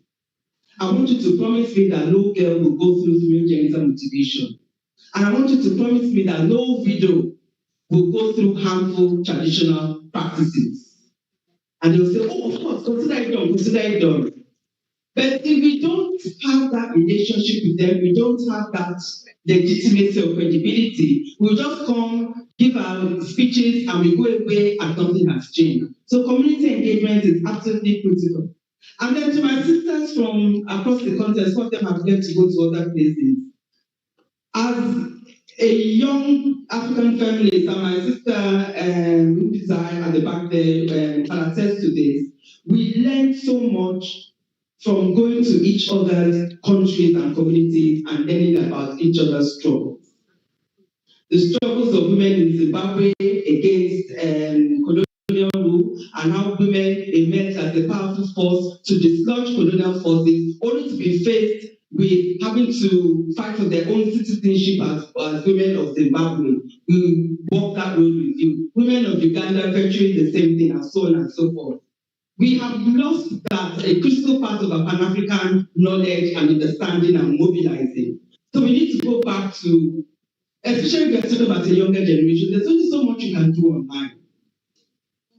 And I hope that there are donor partners in the audience. I'll definitely take these conversations back to the philanthropic circles that I'm a part of. We need to encourage more peer learning so that sisters from Nigeria can go to Zimbabwe, can go to Rwanda. We keep talking about Rwanda having the highest number of women in parliament. Are we prepared as Nigeria, for example, to do the thing we did in Rwanda?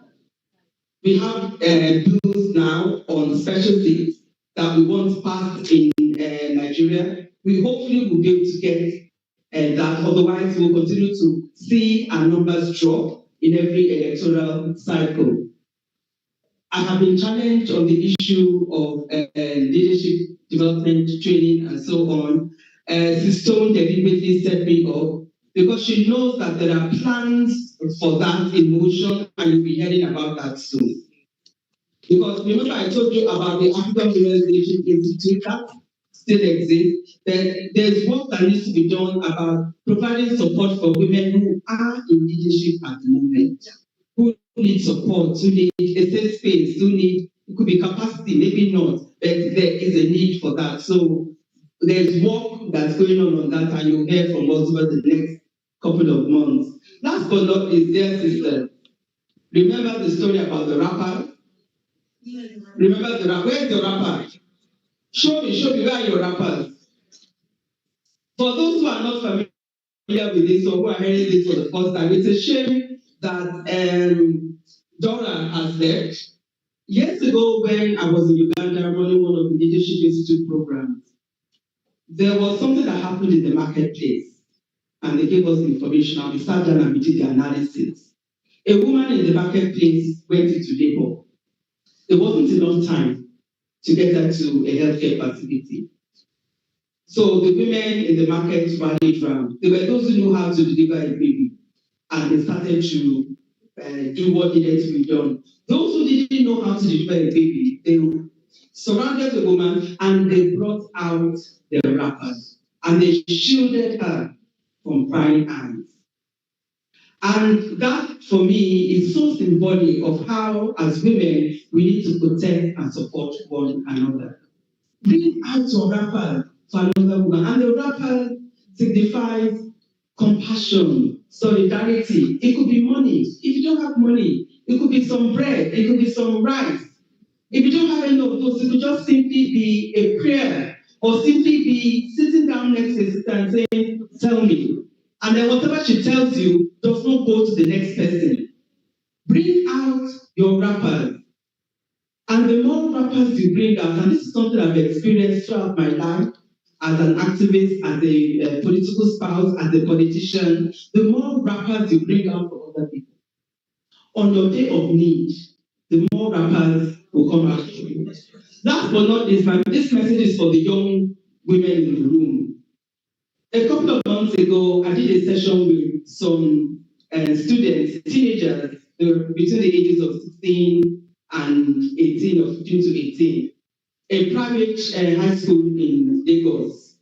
One of those schools where the rich and powerful, the excellencies, where they send their children, if they don't want to send them to England, they send them to those kinds of schools, and then when they finish there, they can then move them on to schools outside the country or somewhere else.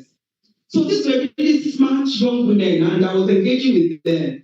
So one of them asked me, "Mommy, these days we keep hearing guys say, what do you bring to the table?"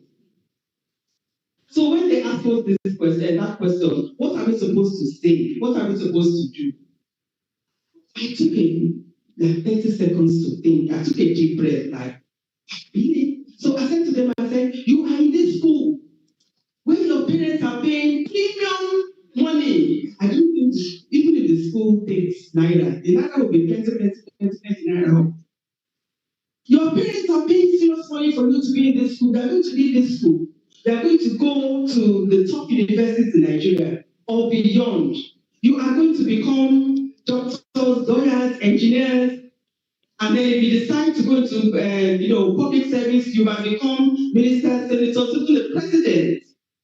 Your parents are paying for you to have a table, to own your own table. You are not going to be taking anything to some man's table.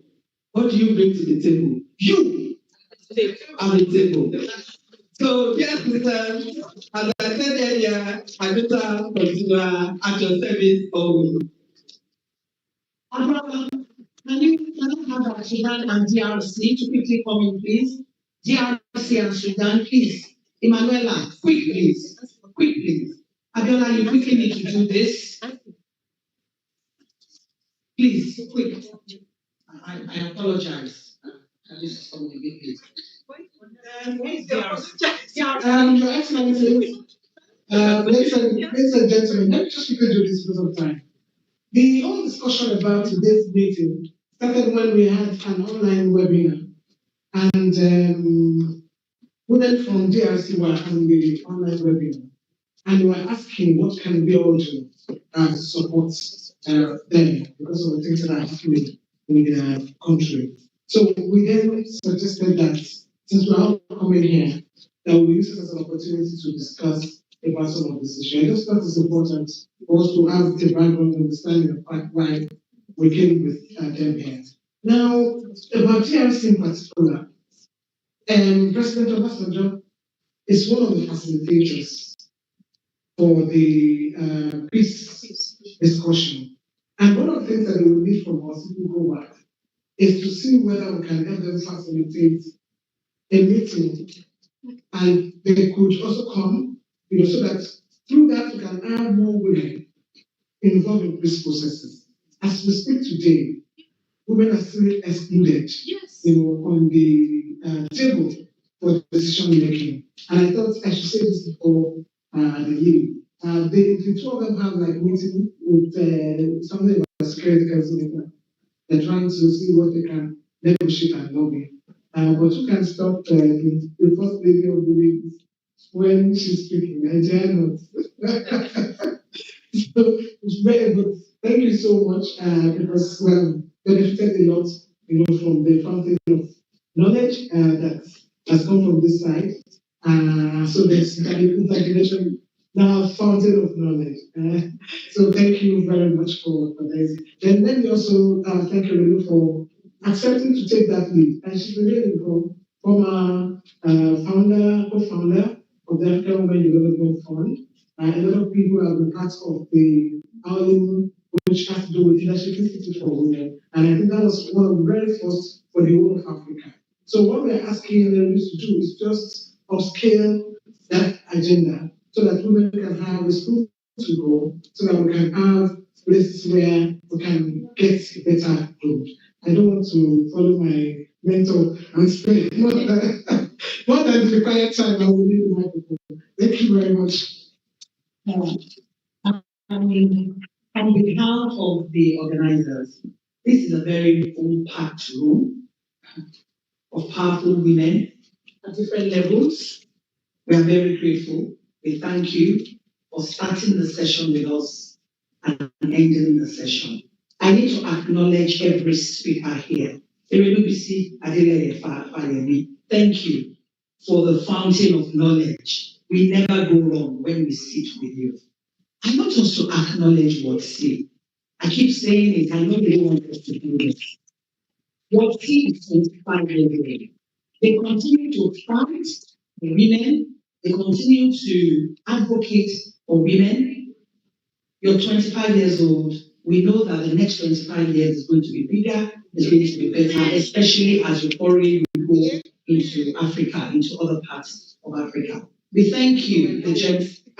They are now what see Africa. We thank you, Abiola, for everything you continue to do for Nigerian women. You know, you're always at the forefront. And you have the general. She's a triple general.